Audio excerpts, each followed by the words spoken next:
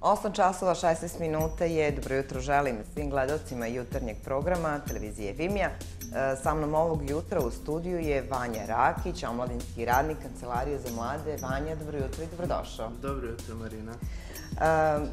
Pre nego što krenemo da pričamo ti i ja o tome šta se trenutno radi, odnosno čime se bavi Kancelarija za mlade, ja bih da napomenem da svi oni koji ne znaju, budu upućeni, da je Kancelarija za mlade Kruševac jedna od 10 najboljih u Srbiji, a ima ih 138, ako sam dobro zapamtila.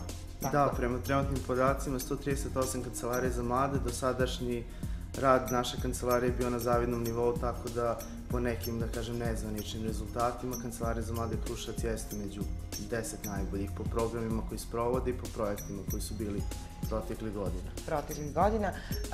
Nećemo sada da se vraćamo na ono što ste vi radili proteklih godina. Upućeni smo bili i mi, nadam se, i javnost u našem gradu, nego da se vratimo na temu, da pričamo malo o onome šta se sad dešava. U toku je realizacija 2 projekta, je tako, Kancelarija za mlade. Ti ćeš nam nešto više reći o tome. Da, počeli smo ovu godinu sa 2 nova projekta, to jest sa nastavkom jednog od projekata, profesionalna orijentacija koja je dala dobre rezultate prošle godine i nastavljena kroz uslugu koja se zove Karijerni infokutak, koja je tu da mladima pomogne da odaberu svoje željeno zanimanje i profesiju. A drugi projekat koji se sprovodi je neobičnog naziva Svež aktivizam, čiji je glavni cilj da u stvari osposobi tim od 18 mladih ljudi koji bi bili, da kažem, aktivisti i volonteri Kancelarije za mlade, koji bi bili onako vidljiviji u svojoj lokalnoj sredini. Tako da je. Da, reći ćemo koju reč o projektu koji se zove Karijerni infokutak. To je nastavak projekta profesionalna orijentacija. Pretpostavljam da ste vi radili neka istraživanja, ne znam, razgovore uopšte sa mladima koji su prošli ove obuke, pa nam reci kakve rezultate dao projekat koji je započet prošle godine? Da, dakle, polovinom prošle godine je započet projekat profesionalna orijentacija koji je dao prilično dobre rezultate, zato što smo videli da nakon što su mladi prošli sve te radionice, da su dolazili nazad u Kancelariju za mlade da se zahvale i da kažu da im je stvarno bilo od velikog značaja što su prošli te radionice. Samo, izvini što te prekidam, to je predviđen za srednjoškolce. Za srednjoškolce, da. Pomaže im da se lakše odluče, da izaberu fakultet ili dalju nadogradnju, je li tako, svog obrazovanja?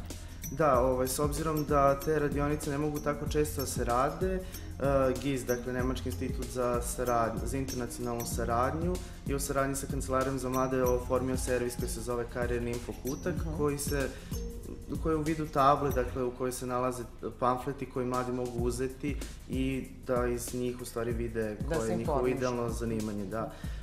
Tako da radili smo neko neformalno istraživanje koja su to najzanimljivija zanimanja, to je profesije mladih na nivou Kruševca, i došli smo do zanimljivih podataka da su to forenzičar, kriminalni inspektor i vatrogasac. Tako da smo planirali da krajem ovog meseca realizujemo realne susrete, to je da mladi imaju priliku da se upoznaju sa tim željenim zanimanjima i da postave pitanja osobama koje se već duže vreme bave tom profesijom. Pored toga, u martu smo planirali da napravimo još 2, da kažem, paketa zanimanja gde će mladi moći da se upoznaju sa njima. To su paketi umetnosti i sport, gde će biti 3 ljudi iz sfere umetnosti i 3 ljudi iz sfere sporta.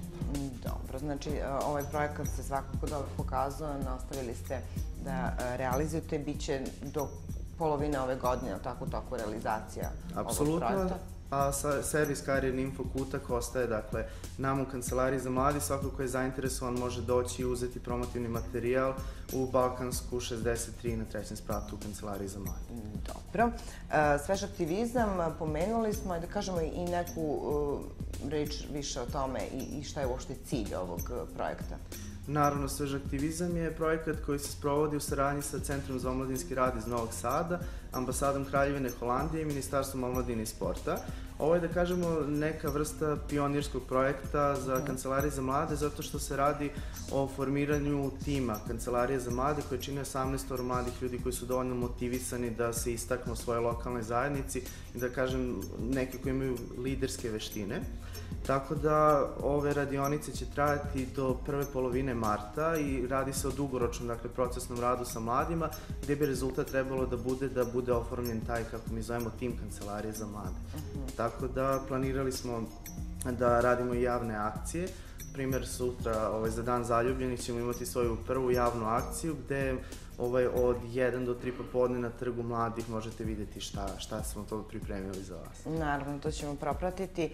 Ja bih samo još jedno pitanje da ti postavim. Da li se kancelarija, opšte je poznato da je u Kruševcu jako teško da mladi nađu svoje zaposlenje, znači i bez obzira na to što su, da kažem, i završili i škole i više škole, fakultete. Da li Kancelarija za mlade ima bilo kakvu ideju kako bi mogla da pomogne mladima da lakše dođu do posla i da li ima nešto u planu ili na koji način pomaže mladima da se zaposle i da dođu do željenog zanimanja? Pa, dakle, nije jedna od primarnih stvari da Kancelarija za mlade obezbeđuje zanimanje, ali ono što možemo jeste da pružimo mladima set nekih veština koje oni mogu iskoristiti kako bi lakše našli posao. Da li je to u pitanju pisanja radne biografije ili motivacionog pisma ili kroz treninge razne i seminare koje organizujemo da mladi steknu određene veštine, da li su to timski rad, komunikacija u medijima, verbalna, neverbalna komunikacija. Dakle, sve to sad od koristi mladima kada je reč o novim firmama koje dolaze u Kruševac, tako da to će svakako izdvojiti od ostatka i pružiti im, da kažem, jedan veći plus kada je traženje posla u pitanju. Kada uopšte imate radionice, treninge, na koji način se selektuju, da kažem, mladi koji mogu da prisustvuju i da učestvuju u svim tim projektima ili su dobrodošli svi? Pa, uglavnom imamo određeni broj mladih koji mogu da se prijave za neki trening iz tehničkih uslova, naravno ne može se raditi sa velikim grupama.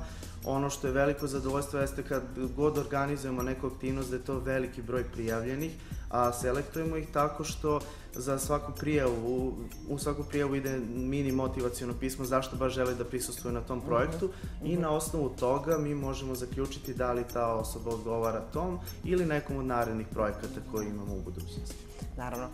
Dobro, Vanja, ja bih ti se zahvalila što si bio gost jutarnjeg programa. Ako nemaš još nešto da dodaš?